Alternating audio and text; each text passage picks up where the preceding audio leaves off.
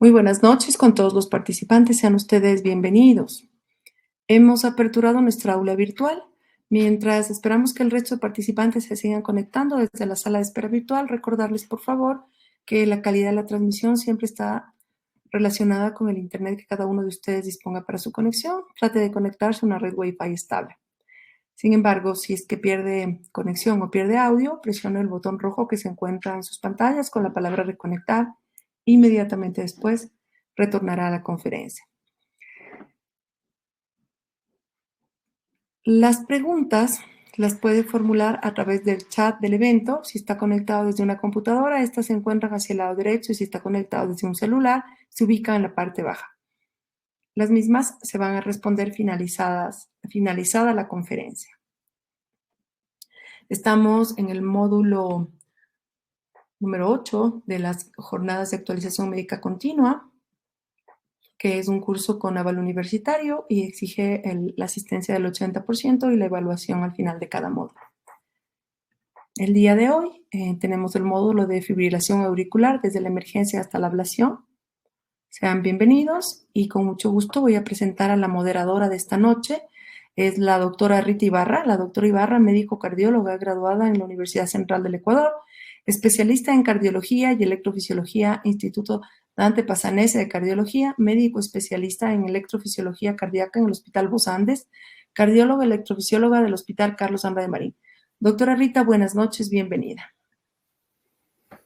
Muy buenas noches a todos. Es un placer para mí darles la bienvenida a esta nueva conferencia dentro del marco de las quintas jornadas de actualización en cardiología. Y pues vamos a dar inicio a la conferencia de hoy, titulada Fibrilación auricular desde la emergencia hasta la ablación, cuyo ponente es el doctor Jorge Luis Arbaiza. El doctor Arbaiza es un médico graduado en la Universidad de Ciencias Médicas de La Habana, Cuba, graduado en el año 2002 como electrofisiólogo clínico e invasivo. Es jefe del Servicio de Cardiología del Hospital Bos Andes, coordinador de arritmias de la Sociedad Ecuatoriana de Cardiología Núcleo Pichincha, miembro activo de la Sociedad Ecuatoriana de Cardiología y miembro de la Sociedad Latinoamericana del Ritmo Cardíaco. Jorge Luis, la arena es tuya. Adelante. Presentación. Muchas gracias a todos. Vamos a empezar a compartir pantalla.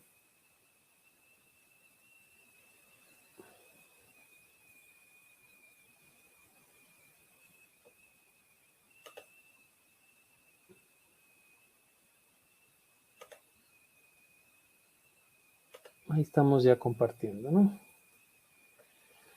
Bueno, el tema de hoy vamos a conversar un poco sobre la fibrilación auricular. Bueno, tenemos casi una hora para conversar, será un poquito extenso y yo he querido abarcar esta conferencia tal como le pusimos el título, desde la emergencia, o sea, es decir, desde la atención de un paciente que llega por primera vez con una crisis de fibrilación auricular a una emergencia de un hospital hasta la toma de decisión si vamos a hacerle o no una ablación a este paciente, con todos los pasos, todo lo que es control de ritmo cardíaco, control de frecuencia cardíaca en el caso que esa sea la decisión. Y vamos a hablar un poquito, yo pensaría que básicamente fundamentándonos en lo que dice la guía del año 2020 de la Sociedad Europea de Cardiología, que es, digamos, en este momento la más actualizada, norteamericana no se ha actualizado todavía, y en realidad pues queremos conversar de todos los tópicos un poquito más actualizados respecto a esta enfermedad, ¿no? Entonces, bueno, en primer lugar, el concepto, ¿no? ¿Qué cosa es la fibrilación auricular?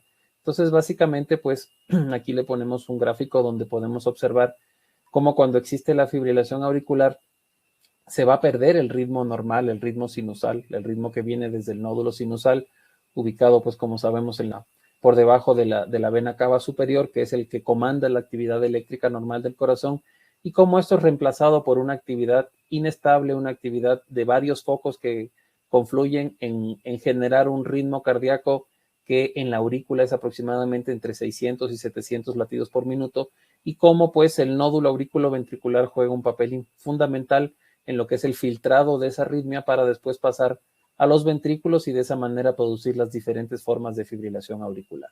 Básicamente esto es lo inicial. Como les decía, esta conferencia va a ser basada fundamentalmente pues en lo que dice la guía del año 2020 de la Sociedad Europea de Cardiología, ¿no?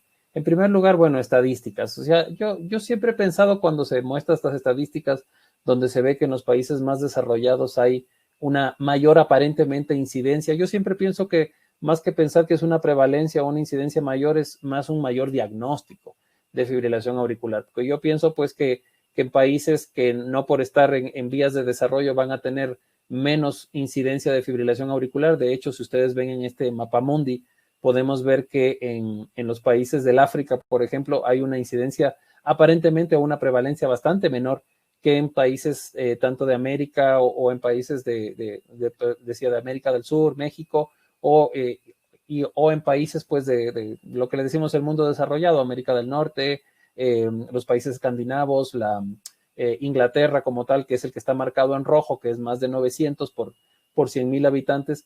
En realidad pensaría que podríamos decir pues que en algunos países hay más diagnóstico, en otros países es un poco más difícil o se queda un poco más el llegar al diagnóstico por los diferentes métodos que existen, quizás por las diferentes coberturas que existen en los sistemas de salud, pero podemos ver pues en esto que es un fenómeno mundial, ¿no? Que es algo que se ve en todos lados. Como sabemos y como nos muestra esta guía, pues el riesgo que existe, como sobre todo conforme el paciente va teniendo una mayor edad, el paciente va a ir acumulando pues un mayor porcentaje de riesgo de tener fibrilación auricular. Esto lo sabemos ya desde hace mucho tiempo, que básicamente cuando el paciente supera edades que están por encima de los 80, básicamente podemos observar que casi el 10% de la población por encima de los 80 va a tener fibrilación auricular en algún momento. Y fundamentalmente, pues esto es algo que lo vamos viendo más en los últimos años por el envejecimiento de la población, que es un fenómeno mundial, no solamente en países de primer mundo. Aquí podemos ver cuáles son las curvas de lo que se espera de casos de fibrilación auricular proyectados hasta el año 2060 y vemos cómo en lo que es millones de casos y cómo vamos viendo según los grupos diferentes de edades, cómo van a ir aumentando de una manera pues prospectiva, ¿no? La cantidad de pacientes que van a tener que van a tener casos de fibrilación auricular y lo que les decía en la curva de la derecha, cómo este riesgo va incrementando conforme la edad del paciente y vamos viendo pues riesgos acumulativos, como les decía, entre 75 y 80 años de edad está entre 10-20% y cómo conforme el grupo de edad va avanzando más, como ya tenemos más poblaciones de 85, 90, 95, como puede estar llegando a un riesgo acumulado de casi 40% de pacientes que pueden tener fibrilación auricular en estos grupos de edades. Esto sí es muy importante y esto se insiste mucho en esta última guía, que son el asunto de todos los factores que pueden estar relacionados con la aparición de fibrilación auricular. Básicamente en un primer plano, pues el sexo masculino, que sabemos que tiene más prevalencia que el femenino, lo que es la etnicidad, se dice que en el grupo no caucásico existe más riesgo, la edad que lo hemos mencionado y la genética, y como todos los factores que están alrededor, todas las enfermedades, insuficiencia cardíaca, enfermedad pulmonar obstructiva crónica, obesidad, hábito de fumar, prediabetes, hipertensión arterial, valvulopatías, etcétera. Todas estas enfermedades están girando en lo que es el continuum cardiovascular en relación con lo que es la aparición de la fibrilación auricular, ¿no? Entonces, vamos a empezar por la emergencia, o sea, ¿cómo yo debo atender a mi paciente que tiene fibrilación auricular cuando se me presenta en la emergencia? Y aquí ponemos, pues, las dos conductas que podrían ser tomadas, o una conducta farmacológica o una conducta de una cardioversión eléctrica. Entonces, lo primero, pues, que siempre decimos que se debe personalizar y se debe individualizar. En medicina, este viejo adagio que 2 y 2 no son 4, pues es muy importante considerar, ¿no? Y aquí les quiero mostrar varios ejemplos de electrocardiograma de la misma patología, como, por ejemplo, un paroxismo de fibrilación auricular, aunque este concepto ya lo vamos a ver que en la última guía nos exige que exista por lo menos unos 30 segundos de un diagnóstico, de un trazado que se puede tomar en una o en 6 o en 12 derivaciones, pero aquí podemos ver lo que sería un paroxismo de fibrilación auricular, es decir, un evento muy cortito de una duración de unos 4 o 5 segundos, donde pasa de ritmo sinusal, entra fibrilación y vuelve a pasar a ritmo sinusal. Aquí podemos tener otro donde el QRS está un poquito más ancho. Básicamente ese QRS podría estar un poco más ancho porque el paciente tenga un bloqueo de base, pero en este caso también tenemos una fibrilación auricular con una respuesta un poquito más alta y como se pueden observar en este caso alteraciones también de la repolarización en la cara anterior. Aquí tenemos otro ejemplo. En este caso, el QRS sí está definitivamente más ancho. Y en este caso, por ejemplo, lo podemos ver relativamente regular. Y quizás si tenemos un trazado corto, podemos confundirlo con una taquicardia supraventricular, pero siempre si tenemos, digamos, esa paciencia de estar midiendo latido a latido, podemos observar que al final el RR es irregular y que estamos en presencia de una fibrilación auricular. En este caso, también importante, estamos ante una fibrilación auricular con una respuesta más bien baja y podemos observar momentos de pausa donde quizás observemos 2, 3, 4 segundos entre un latido y otro y estamos ante una fibrilación de respuesta baja. Aquí estamos ante una fibrilación auricular bloqueada. En este caso, no existe alteración del RR, es decir, existe una equidistancia entre cada latido, entre cada complejo QRS. Sin embargo, el paciente lo que tiene es un bloqueo porque, tiene un bloqueo en el sentido de que no está pasando la corriente de la aurícula al ventrículo, pero no observamos onda P. En este caso no vemos disociación aurículo-ventricular como se ve en el bloqueo de tercer grado y vemos en la línea isoeléctrica ausencia de onda P, pero vemos, por ejemplo, en B1 que se observa quizás las ondas típicas de fibrilación. Esta es una fibrilación auricular bloqueada. En este caso tenemos otro ejemplo de una fibrilación auricular con respuesta alta también, donde a veces podría ser confundida. Aquí y en este caso pues tenemos una fibrilación auricular con un QRS muy ancho, que quizás podría ser confundido con arritmias de tipo ventricular. En este caso estamos ante una fibrilación auricular conducida por una vía accesoria, ¿no? Entonces, como les quería mostrar, pues estos ejemplos que podamos ver que diferentes morfologías, diferentes tipos, pero todos estamos hablando de lo mismo. Sí es muy importante saber reconocer primero que estemos ante una fibrilación auricular. Entonces, cuando hablamos de individualizar un paciente que está en la emergencia, bueno, la primera pregunta que nos hacemos es, ¿este paciente vino por taquicardia o vino por síntomas relacionados con esto? Pues esta es la primera pregunta que nos tenemos que hacer. ¿O es un hallazgo casual del examen físico? Entonces, segunda pregunta, ¿el paciente conocía de esta arritmia previamente? ¿Está en un tratamiento para esta arritmia? Pues eso también es importante porque muchas veces el paciente ya sabía que tenía la patología, pues, y muchas veces está en tratamiento. Entonces, a veces quizás lo descubrimos de una forma causal, pero cuando interrogamos al paciente sabía que tenía la arritmia. Hay una manera de saber el tiempo de evolución de la arritmia. Esto me parece que es fundamental porque muchas veces estamos ante pacientes, sobre todo de edad un poco avanzada, en el cual es un poco difícil que podamos saber el tiempo de evolución porque muchas veces el paciente es asintomático. Entonces, ante un paciente asintomático es un poco difícil saber qué tiempo tiene la evolución y como vamos a ver, la evolución del tiempo de la fibrilación va a determinar muchas cosas. Tiene un grado de repercusión hemodinámica como para actuar muy pronto. Esto creo que es algo fundamental también de conocer, porque si la respuesta es positiva, es decir, tenemos un paciente que llega con una importante repercusión hemodinámica, con una sintomatología muy marcada, pues la cardioversión eléctrica sincronizada va a ser la actitud que deberíamos tomar. Entonces, aquí le pongo el ejemplo, una situación especial que podría ameritar una conducta inmediata, como mostramos hace un momento, una fibrilación conducida por una vía accesoria, podría representar, como vemos en este ejemplo, este paciente tiene una fibrilación preexcitada. Esta fibrilación preexcitada lastimosamente fue mal interpretada, fue tratada como una arritmia supraventricular, se le puso verapamilo y en este caso, pues el paciente después de ponerle verapamilo, al tratar de estar bloqueando el nódulo auriculoventricular, se va más por la vía accesoria, pasa una fibrilación ventricular y simplemente termina haciendo fibrilación ventricular que tuvo que ser descargada con un choque de 200 joules. Y en este ejemplo, específicamente vemos cómo al salir a ritmo sinusal es un paciente con una preexcitación ventricular. Entonces, ya salimos de esta situación, o sea, decidimos cómo vamos a manejar, ya vamos a ver también las medicinas que se van a utilizar en emergencia un poquito más adelante, pero ya tenemos el paciente en consulta externa. Entonces, el paciente de consulta externa habitualmente es un paciente estable, aunque no siempre. Hay veces que nos puede llegar un paciente con una fibrilación, con insuficiencia cardíaca, sin embargo, se te aparece en la consulta, ¿no? Ante el desconocimiento del tiempo de evolución, que es una de las cosas que tenemos que priorizar, la anticoagulación.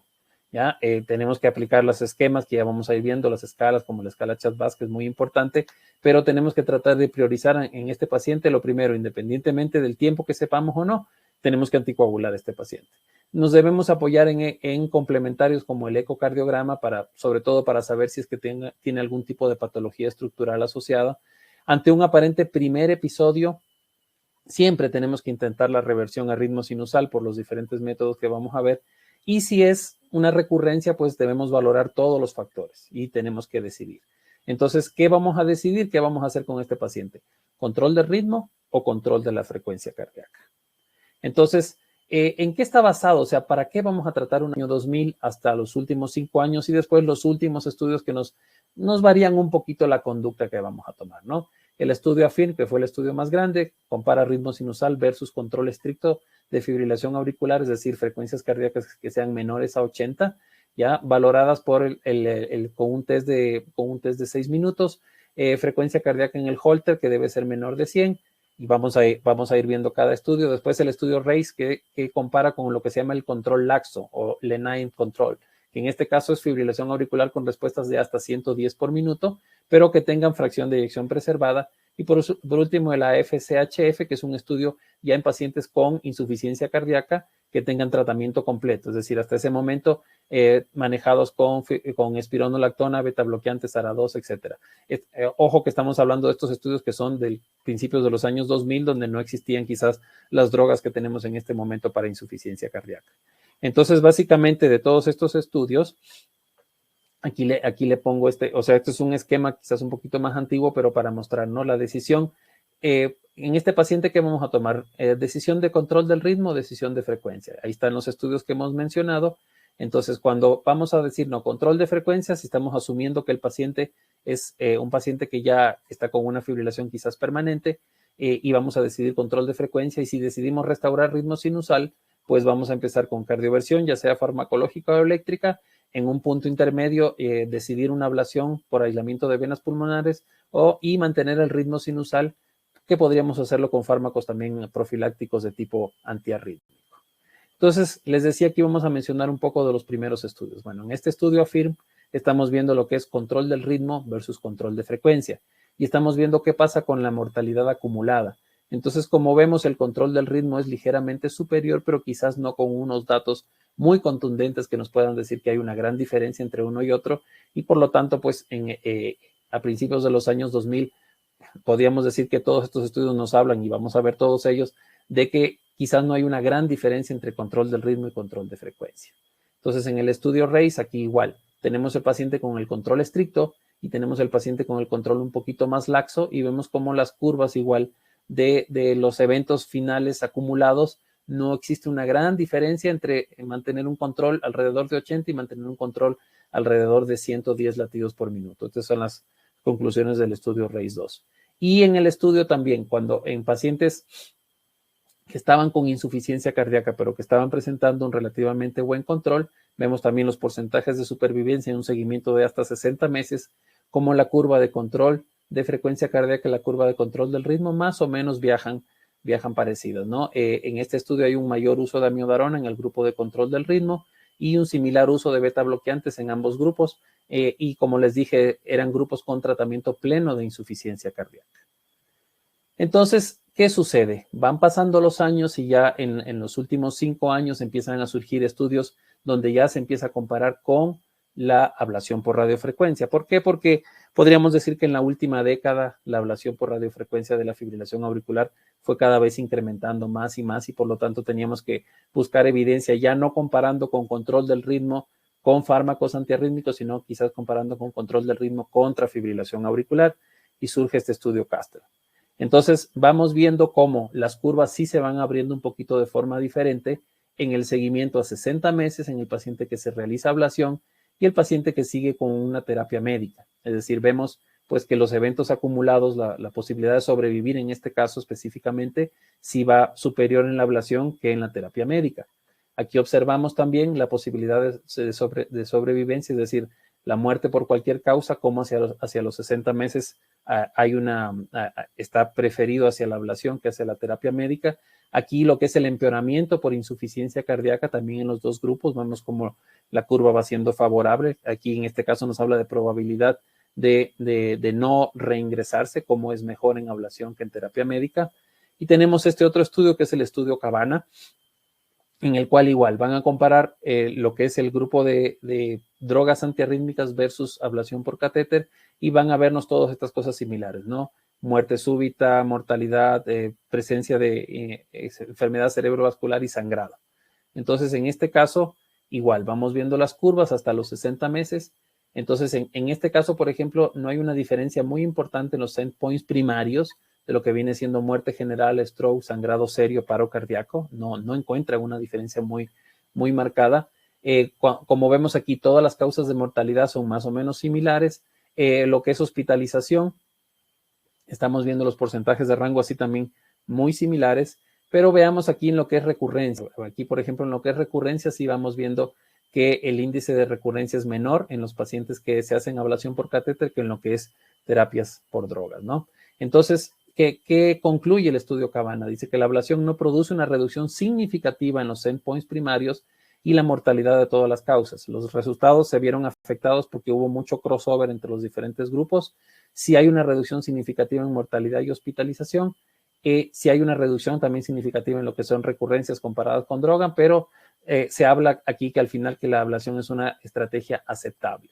Entonces, ¿qué controversia surge justo un poco antes de que salgan las guías del 2020? Entonces, ¿qué se dice? Puede ser que los resultados del Castle y del Cabana nos vayan a cambiar un poco lo que decía la guía anterior y la guía que va a salir en este momento. Pues ahora vamos a mencionar un poquito de las cosas que salieron de esta guía, ¿no?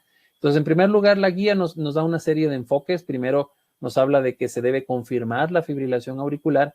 Y aquí estaba el concepto que les mencionaba al principio. Hay que confirmar por medio de un electro de preferencia de 12 derivaciones, pero este electro tiene que mostrarnos un patrón de fibrilación auricular indudable de al menos 30 segundos, como para decir que eso sea una fibrilación auricular. Entonces está el enfoque de lo que son lo que se llama enfoque 4S, que es el manejo de el stroke, es decir, del infarto cerebral, la severidad de los síntomas, la severidad de la carga de fibrilación auricular y la severidad de lo que es el sustrato de fibrilación auricular. Entonces ese es el enfoque que se llama 4S. Y aquí está el enfoque que se llama ABC, que es el que sería en este caso de la parte del tratamiento como tal. Es decir, primero tenemos que hacer prevención de stroke, es decir, prevención con anticoagulación, y aquí debemos entrar básicamente con los esquemas que les había mencionado, el escala Chat-Bas y lo que significa el puntaje de no tener puntos, de ser 1 punto, 2 puntos, etcétera, y considerar ya sea anticoagulantes de los clásicos, los dicumarínicos, o de los anticoagulantes directos, que se llaman, que se les decía antes, anticoagulantes nuevos anticoagulantes. Cuando nos vamos a la B, es el mejor control de los síntomas y tratar de aplicar las escalas de lo que es la sintomatología de los pacientes para en ese caso manejar las estrategias. Y en la escala C es como tal manejar los factores de riesgo. Sí incluye bastante esta nueva guía, que es muy importante considerar varios factores de riesgo, sobre todo lo que es la obesidad, lo que es el ejercicio físico, reducción del consumo de alcohol, etcétera, porque sí determinan, sobre todo en el caso de la obesidad, que ya vamos a ver estudios que nos determinan que va a determinar pues un riesgo mayor de poder tener nueva incidencia de fibrilación. Aquí un poco mostrarle todas las técnicas que existen en la actualidad para poder definir mejor la fibrilación auricular, desde lo que es el Holter común y corriente, que puede ser con 3, con 5, con 12 derivaciones, hasta los sistemas portátiles que el paciente puede llevar, como el sistema Cardia, en el cual puede haber una derivación, o hay un sistema también de 6 derivaciones que se pueden definir en el celular del paciente o a través de los smartwatch, como podemos observar en la gráfica en la parte de abajo.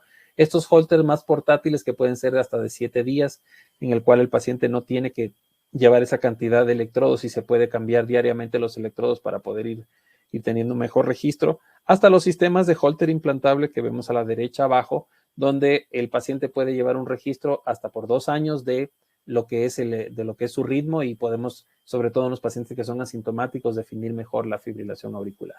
Entonces, ¿estos métodos tienen validación? Sí, estos métodos están validados, y fíjense aquí la sensibilidad y especificidad relativamente alta de lo que son a través de monitores de pulso, de lo que es a través del electrocardiograma, de los smartwatch, a través tanto del celular como del propio reloj, que nos pueden mostrar pues una sensibilidad y especificidad relativamente alta, por lo cual se recomiendan todos estos métodos, ¿no? Entonces, bueno, ¿qué nos cambia la guía europea? Y esto yo creo que es la parte más importante, cómo vamos a manejar a nuestros pacientes.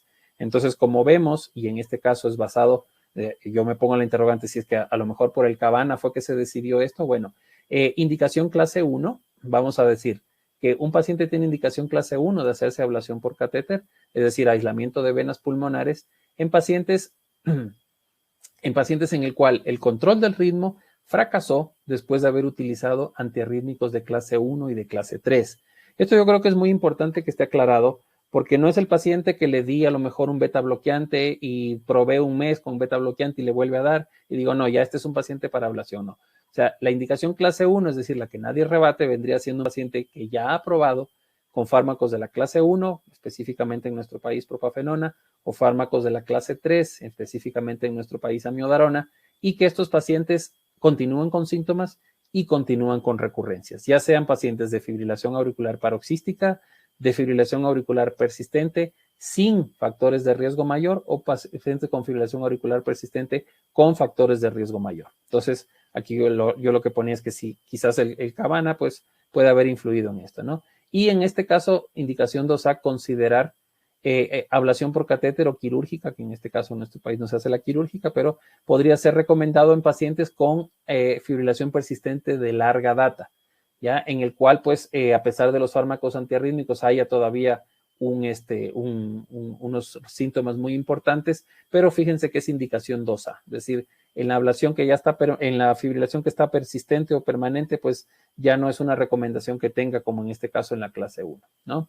En este caso, bueno, y yo me pongo aquí la duda si es quizás después del estudio Castel que se decide esto. Bueno, ¿qué otros pacientes tienen una indicación para que vayan a ablación directamente? Pues como indicación clase 1 es recomendado para revertir la disfunción del ventrículo izquierdo en los pacientes con taquimiocardiopatía. Entonces, esto sí es muy importante porque en este estudio sí se vio que en pacientes que tienen insuficiencia cardíaca, definitivamente que lleguen a una reversión al ritmo cardíaco va a mejorar mucho la situación de lo que es la insuficiencia cardíaca. Entonces, en pacientes con insuficiencia cardíaca provocada por taquicardia, que se llama taquimiocardiopatía, sí se debería considerar como primera opción hacer la ablación, ¿no? Siempre y cuando, por supuesto, hayan fracasado otros métodos también. Debería considerarse en pacientes seleccionados, pues, con fracción de eyección baja para mayor supervivencia o para disminuir hospitalizaciones, sí, indicación 2A, y también en pacientes sintomáticos con fracción de eyección que estuviera reducida, pero básicamente para cuando se sospecha que es por taquimiocardiopatía. Estas serían las indicaciones. Aquí también, en lo que es la modificación de los factores de riesgo, y les mencionaba, hay un estudio que es el estudio Legacy, en el cual es un estudio súper interesante, les recomiendo que lo vean porque es un estudio donde la reducción de peso en un porcentaje importante, es decir, al menos un 15% lo que es la masa corporal del individuo, pues se vio que podían haber tan buenos resultados en prevención de fibrilaciones auricular nuevas, casi como realizarse un procedimiento de ablación. Entonces, quizás en un paciente que uno quiere plantearse ya hacerle una ablación para resolver la fibrilación auricular y es un paciente obeso, quizás podríamos probar inicialmente una verdadera reducción del peso, porque este paciente quizás nos puede tener un índice de recurrencia mucho mayor de lo que estamos acostumbrados. Entonces, ante la pregunta de radiofrecuencia o crioablación, yo pensaría que aquí básicamente nos mencionan una igualdad en lo que son las indicaciones, porque aquí nos dice que el aislamiento completo de las venas pulmonares es recomendado, ya como indicación clase 1. En este caso, pues en las técnicas, pues nos mencionan, ¿no? Que tanto utilizar la radiofrecuencia como utilizar la crioablación tienen más o menos una indicación muy, muy similar, ¿no? Y entonces en ese aspecto está la recomendación. En cuanto a la recomendación del uso de antiarrítmicos, fíjense que el antiarrítmico, la amiodarona, es todavía considerado como clase 1, ¿ya? A pesar de que, como se menciona aquí, los efectos extracardíacos de la toxicidad que nos podría producir, pero exclusivamente también en pacientes con respuesta, con función ventricular deprimida, con fracción de eyección baja, deberían considerarse como primera fila, ya que otros medicamentos que se utilizan en pacientes que tengan fracción de eyección reducida, pues no tienen, o sea, muchas veces son contraindicados, incluso en pacientes que tengan fibrilación auricular. Por lo tanto, la amiodarona, a pesar de sus efectos tóxicos, podría ser una indicación clase 1, ¿no? Entonces, cuando hablamos de lo que es control de frecuencia, aquí, ¿qué nos muestra un poquito esto de las guías, como les decía, ¿no? Entonces, aquí sí hay una cosa importante que nos incluye la guía, y es que nos habla un poco de lo que es conversar un poco con el paciente como para decidir qué es lo que se va a tomar, porque quizás tú podrías sentarte con el paciente y decirle, bueno, sí, podemos probar esto, pero ante una conversación con el paciente de explicarle un poco los riesgos, todo lo que puede significar hacerse una ablación y quizás el paciente, un paciente joven con corazón estructuralmente sano, que ha tenido ya varios eventos, pueda decir, no, yo no quiero esperar a utilizar fármacos antiarrítmicos de primera, de segunda línea, etcétera, pues quizás en ese paciente se puede tomar esta decisión. Entonces, en este caso específicamente, cuando estamos hablando de control de frecuencia, vamos a ver un poquito más adelante de lo que es ya control del ritmo cardíaco, es muy importante pues saber cómo está la fracción de eyección del paciente, si está reducida, si está conservada. Entonces, por ejemplo, si en este caso, ¿no? Vemos las comorbilidades, vamos a decidir control de frecuencia cardíaca. Entonces, como primera línea, si el paciente tiene fracción de eyección preservada, voy a irme a los beta bloqueadores o los anticálcicos no dihidropiridínicos. Si la fracción de eyección está reducida, voy a tomar como primera línea los beta bloqueantes. ¿Ya? Y en el caso de que haya una enfermedad pues, pulmonar severa o un asma, voy a decidir como primera línea quizás los antagonistas del calcio no dihidropiridínicos. Si el paciente tiene una preexcitación y es algo que yo puedo resolver la vía accesoria, pues de entrada va a ser la ablación la decisión que voy a tomar. En el caso de que, como digo, ya hacemos una segunda reevaluación y hay un control subóptimo, fíjense que estamos en control de frecuencia, no de ritmo, ¿no? El control es subóptimo, es decir, sigue con frecuencias por encima de 110 o hay un empeoramiento de la calidad de vida del paciente, igual. Si no es así, podemos continuar con beta bloqueantes o antagonistas del calcio. Si es así, podemos agregar uso ya de 3 drogas, es decir, digoxina, beta bloqueadores o antagonistas del calcio, todas juntas. En el segundo caso, pues, cuando vemos que no, continuamos con los beta bloqueadores o podemos seguir pues en la línea de utilizar estas combinaciones, pero también lo podríamos hacer con amiodarona. Y en este tercer caso, pues, si cuando la pregunta es que no, decimos que vamos a continuar con los fármacos del grupo de los antagonistas del calcio. En el caso de que sí podría agregar digoxina. Estamos continuando pues este esquema del mismo. Y bueno, ya llegamos al caso de que a pesar de que hacemos esta combinación de 2 fármacos o hasta 3 fármacos, el paciente continúa con síntomas o no continúa con síntomas. En el caso de que no continúe en los 3 grupos, va a mantener la medicación, y en el caso de que sí continúe, ya consideraríamos una tercera línea de tratamientos en el cual a pesar de la combinación con las 3 drogas, podríamos considerar lo que es ablación del nódulo auriculoventricular y la colocación de un marcapaso, que puede ser un marcapaso convencional, pero de preferencia, por las últimas guías, pues es de preferencia un resincronizador cardíaco, ya sea con o sin desfibrilador, en dependencia de las características del paciente, ¿no? Entonces, ¿cuál sería el resumen un poco de lo que si yo decido control de frecuencia? Es decir, ya me quedé con este paciente para control de frecuencia. La mejor opción siguen siendo los beta bloqueantes o los antagonistas del calcio no dihidropiridínicos. Si la tensión arterial lo tolera, es mejor la combinación de ambos grupos. Se puede incluir digoxina para control de frecuencia cardíaca, considerando que no mejora el control en actividad y de preferencia cuando tengan fracción de eyección baja. En caso de intolerancia por hipotensión, se puede utilizar amiodarona para control de frecuencia, siempre considerando los efectos adversos. Y si a pesar de todo esto no se logra control de frecuencia adecuado, y como le dije, aparecen síntomas provocados por taquimiocardiopatía, pues ahí se va a preferir ablación del nódulo auriculoventricular y marcapaso, de preferencia con resincronización con indicación clase 2A. Entonces, ¿qué fármacos podemos utilizar para el control? Básicamente aquí he subrayado lo que tenemos en el país. Metoprolol, que podríamos utilizarlo hasta 2 veces en el día, desde 25 hasta 100 miligramos. El bisoprolol desde 1.25 hasta 20 miligramos. Ojo que el bisoprolol una sola vez al día es la recomendación. El atenolol también una vez al día de 25 hasta 100. El nebivolol, que también lo tenemos de 2.5 hasta 10. Y el carvedilol, que es 2 veces al día y que puede ir desde 3.125 hasta 50, un rango más amplio, ¿no? En el caso de los antagonistas del calcio no dihidropiridínicos, tenemos el verapamilo, 40 miligramos 2 veces al día, hasta 400 miligramos de los de acción extendida, en el caso de que existan estos medicamentos. En el caso del diltiazem va desde 60 3 veces al día hasta 360 miligramos en el día con los de acción prolongada. En el caso de los digitales, pues lastimosamente en este momento en el país no tenemos por vía oral, pero cuando hay pueden ir desde 0.0625 hasta 0.25 en el día, ojo con la toxicidad que podría tener. En el caso de la digitoxina, desde 0.05 hasta 0.1.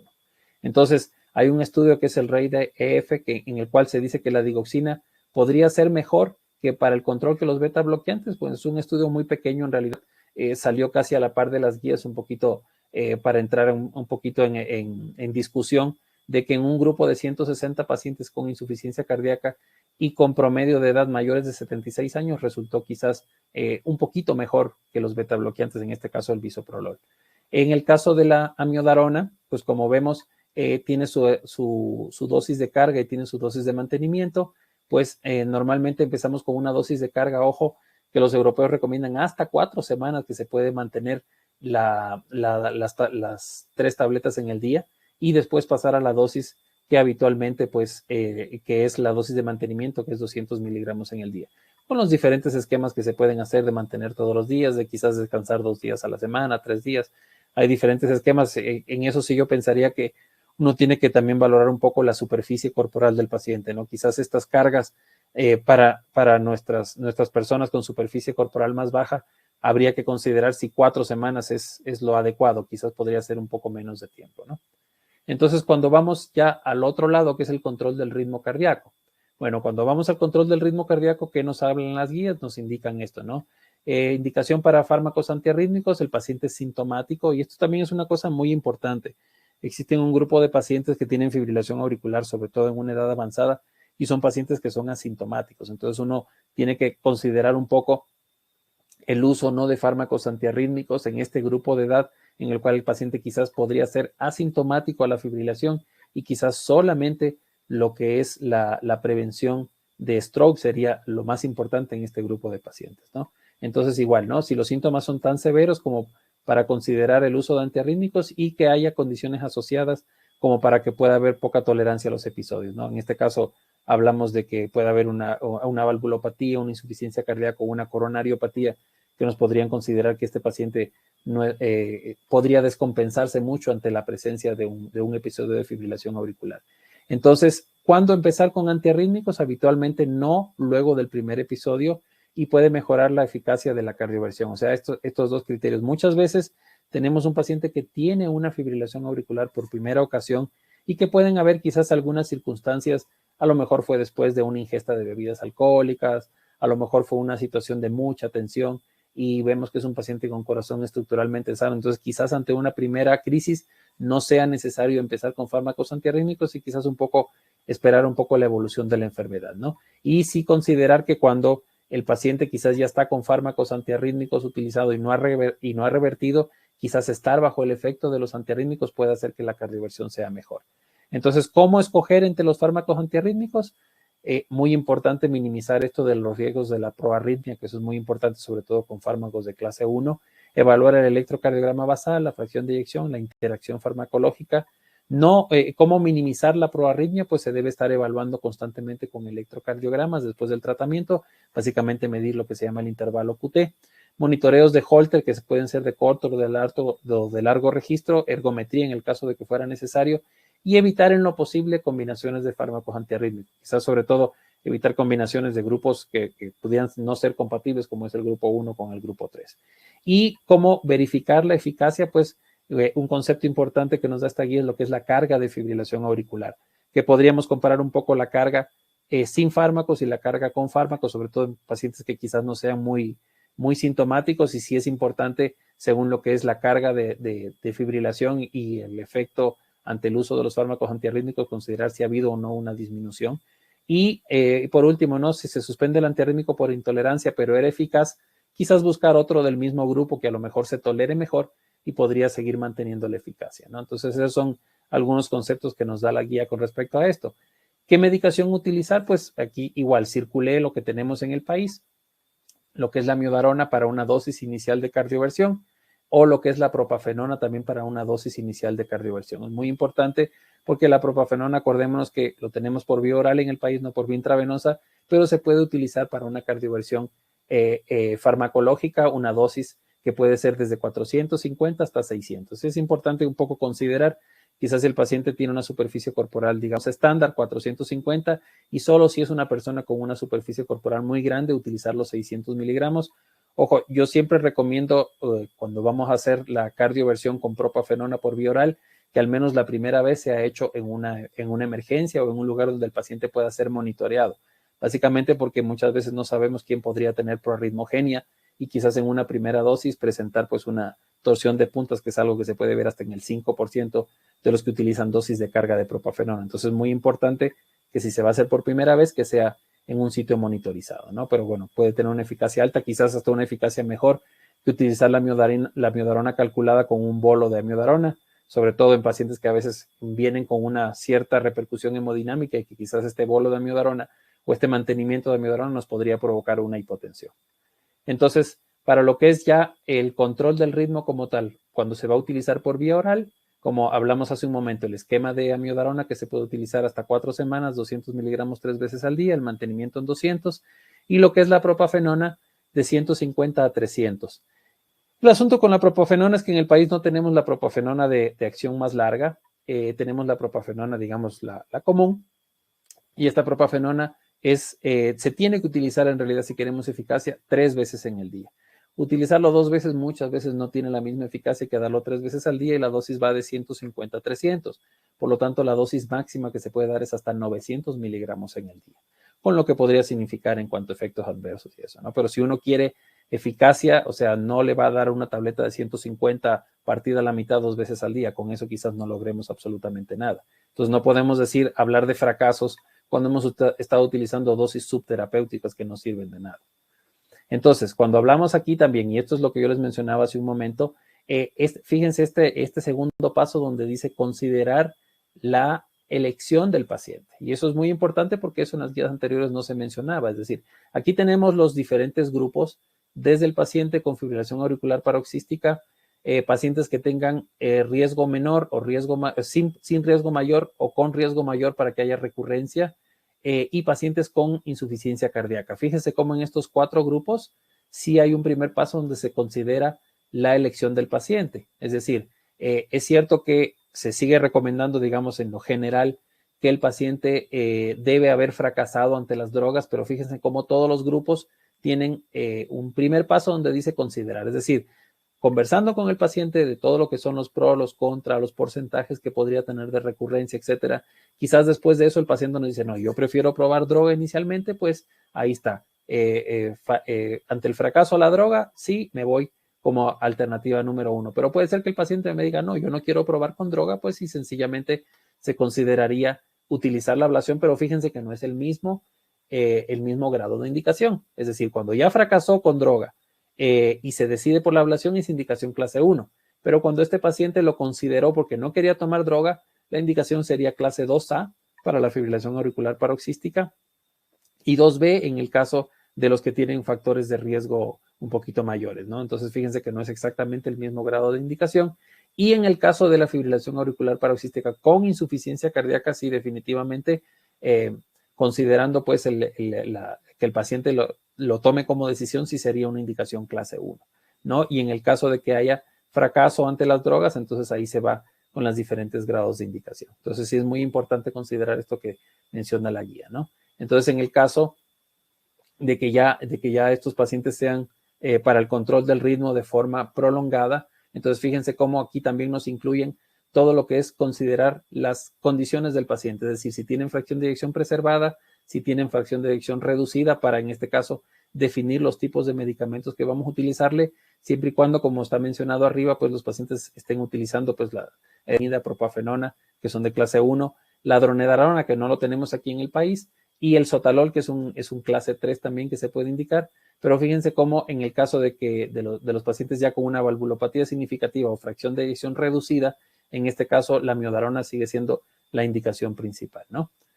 Entonces, aquí un poquito mencionar ya la parte de lo que son las técnicas. Bueno, el mapeo 3D con aislamiento antral, que es lo que se hace en la actualidad de ablación de venas pulmonares, con radiofrecuencia. Aquí tenemos un ejemplo de un caso de nuestro grupo. Quizás mencionar un poquito que el uso del ecocardiograma intracardíaco nos ha ayudado sobre todo en lo que es la parte de la punción transeptal y en la parte de lo que es la identificación de las diferentes venas pulmonares. Son herramientas, la fuerza de contacto, que también con los sistemas nuevos de mapeo tridimensional, que nos puede ayudar a saber exactamente dónde estamos localizando el catéter y el peso que le vamos a imprimir sobre el sitio para que la aplicación pueda ser mejor. En este caso, la crioablación, que es la otra alternativa, en el cual pues se va a hacer un aislamiento específicamente de cada una de las venas, no es antral como en el caso de la radiofrecuencia.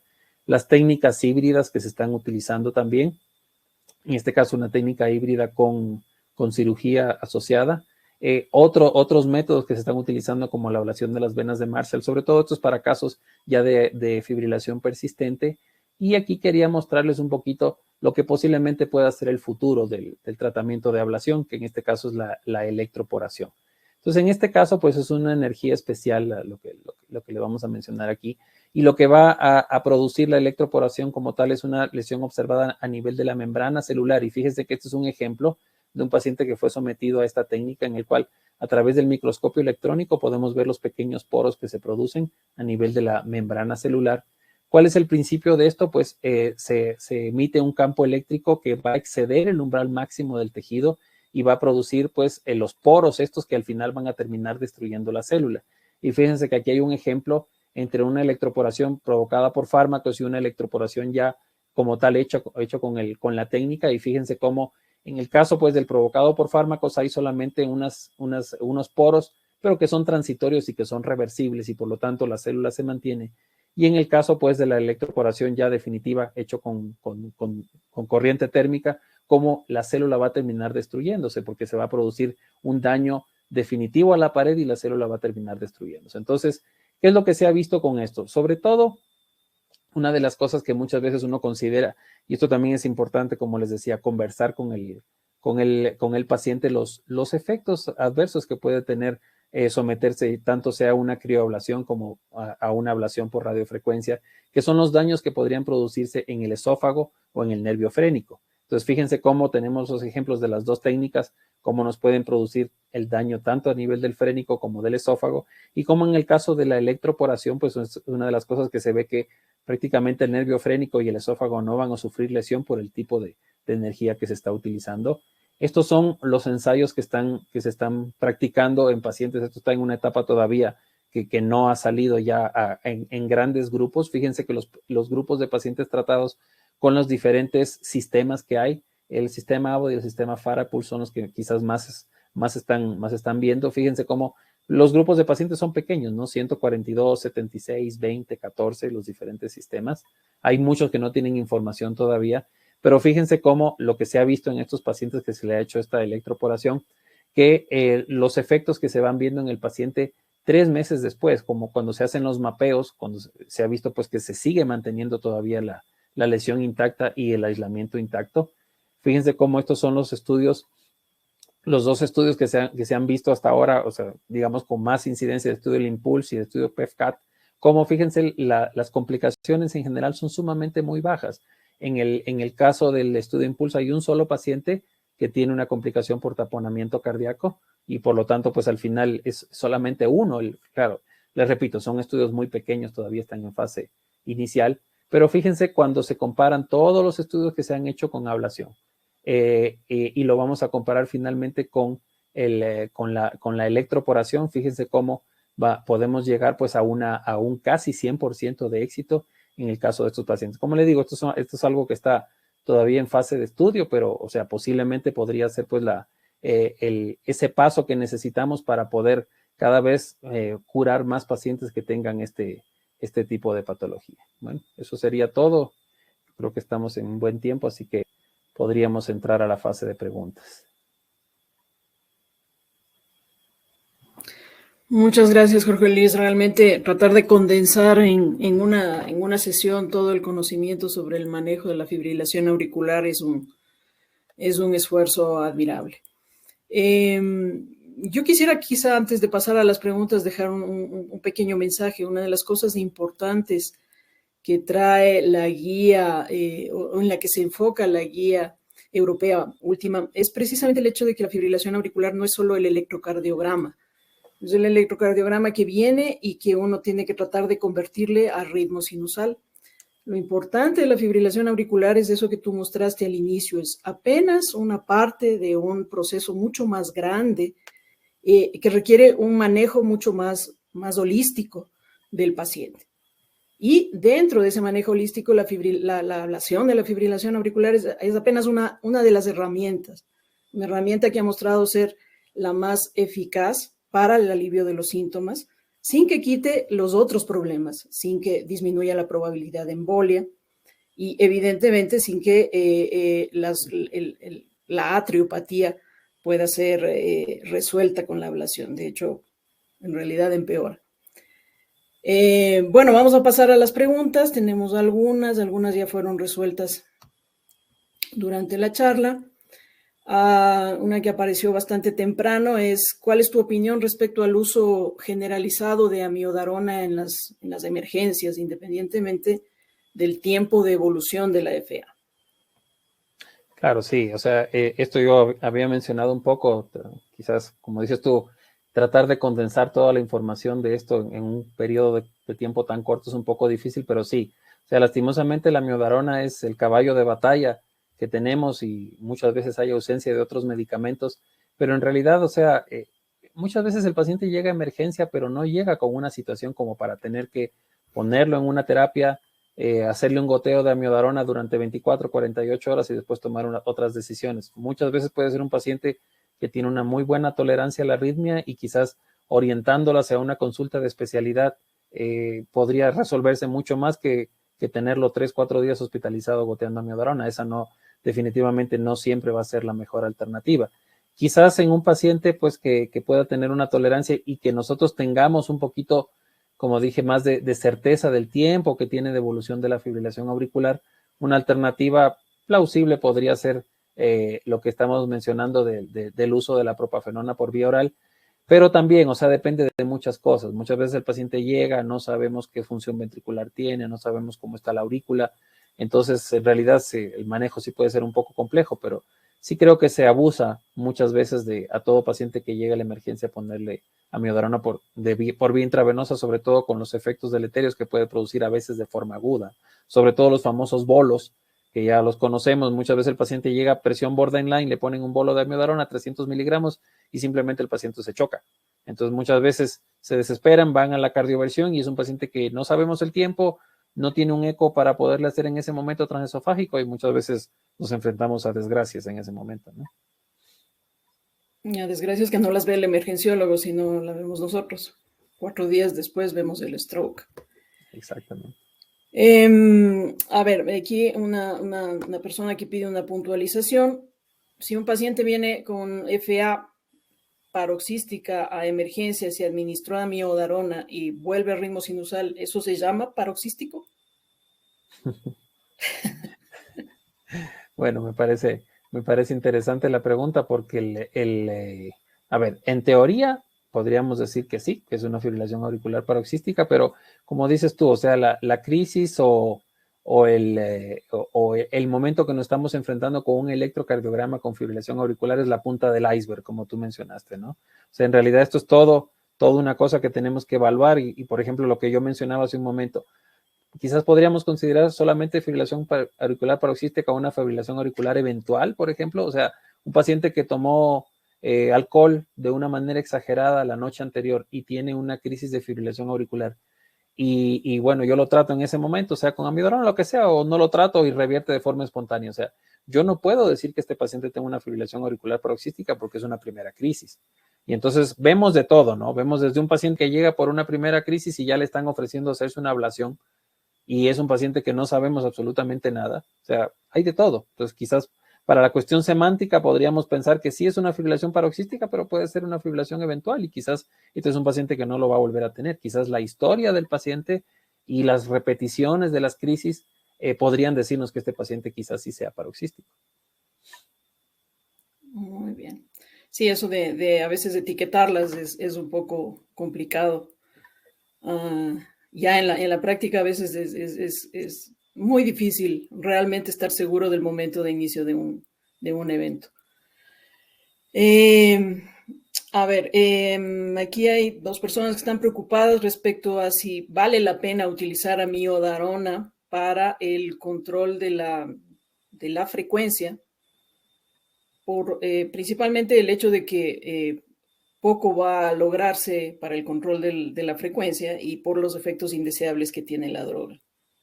No, ¿Cuál es tu opinión? me parece pues una duda muy razonable porque como yo mencioné, como última alternativa sería utilizar amiodarona para control de frecuencia en fibrilación auricular, en la cual yo considero que va a ser permanente y solamente quiero control de frecuencia. ¿Por qué? Porque si ya en este paciente, bueno, como digo, casos de la vida real, un paciente que viene posiblemente lleva más de un año con la arritmia, cuando le haces el eco, resulta que el volumen auricular es 60, 70 milímetros por metro cuadrado, es decir, una aurícula enorme, y yo solamente voy a pensar en mantener ritmo, o sea, control de frecuencia, no control de ritmo. La última alternativa sería dejarle amiodarona por los efectos que puede traer. Pero como puse ahí, quizás ante un paciente que no hay tolerancia de los otros medicamentos, que su presión arterial es muy borderline, que no me tolera una combinación entre un antagonista del calcio y un beta bloqueante, quizás podría considerarlo. Pero por supuesto, yo siempre lo dejaría como última alternativa, ¿no? Sí, yo también soy muy reacia a utilizar amiodarona para control de la respuesta ventricular exclusivamente. Y en el multiverso de la locura a veces se ve que la fibrilación auricular revierte y termina produciéndose también un desastre. A ver, no hemos hablado de anticoagulación, pero hay un par de preguntas sobre anticoagulación. Dice, en un paciente que ha presentado un ictus por fibrilación auricular, que no se conoce el tiempo, ¿se puede iniciar inmediatamente la anticoagulación o depende de la severidad? ¿Cuándo inicias la anticoagulación en un paciente que tiene un evento cerebrovascular secundario a fibrilación auricular? Bueno, ahí es muy importante la coordinación con el neurólogo, porque siempre el neurólogo lo tenemos detrás y me dice, no, puede transformarse en hemorrágico, espérate, aguántate, espérate, no, este no es el momento. Entonces yo creo que si es un paciente que está con un evento agudo en ese momento, va a depender mucho del tamaño, que eso siempre nos dicen los neurólogos, va a depender mucho del tamaño y del peligro que tenga de transformación hemorrágica. Entonces, si estamos en un evento en ese momento, que está ingresando el paciente por un cuadro cerebrovascular, no estaba anticoagulado, pues tenemos que ponernos de acuerdo un poco con el neurólogo, con las características tanto de tomografía como de resonancia de tamaño del infarto, como para con ellos tomar la decisión conjunta de si el momento más adecuado es a los 5 días, a los 7 días. Hay veces que te dicen, no, esperemos hasta 15 días porque es un paciente con muy alto riesgo de transformación hemorrágica. Entonces, en ese caso sería pues la decisión, ¿no? Y sí, y ahora que mencionas el tema de anticoagulación, yo creo que es muy importante, quizás como dices tú, por la premura de tratar de tocar todos los temas, hablamos poco de anticoagulación, pero una de las cosas importantes cuando tú mencionabas hace un momento de la punta del iceberg, y es esto, por ejemplo, muchas personas piensan que hacerse una ablación y curarse, entre comillas, de la fibrilación auricular ya representa incluso dejar de tomar anticoagulantes. Y sabemos que no, que en los centros que hacen muchísimo más que nosotros, que tienen miles de pacientes haciéndose ablación de fibrilación auricular, cuando tienen un riesgo chat-VAS elevado o cuando ya tuvieron un evento cerebrovascular previo, pues no le quitan la anticoagulación. Entonces, si alguna de las personas piensan que la panacea de hacerse una ablación de fibrilación auricular va a implicar que no uses anticoagulantes después, pues muchos pacientes van a necesitar seguir utilizando anticoagulante, ¿no? Así es una enfermedad que va mucho más allá del simple trastorno del ritmo cardíaco. Bueno, ya hemos llegado al final. Hay algunas preguntas más, algunas sobre anticoagulación, así que creo que tenemos que pedirle a la Sociedad Ecuatoriana de Cardiología que nos arregle una charlita sobre anticoagulación en la fibrilación auricular específicamente. Uh-huh. Quiero terminar pues la sesión agradeciéndote por esta excelente ponencia y pues los invito a seguir con las jornadas de actualización médica de la Sociedad Ecuatoriana de Cardiología. Muchas gracias y muy buenas noches. Muchas gracias.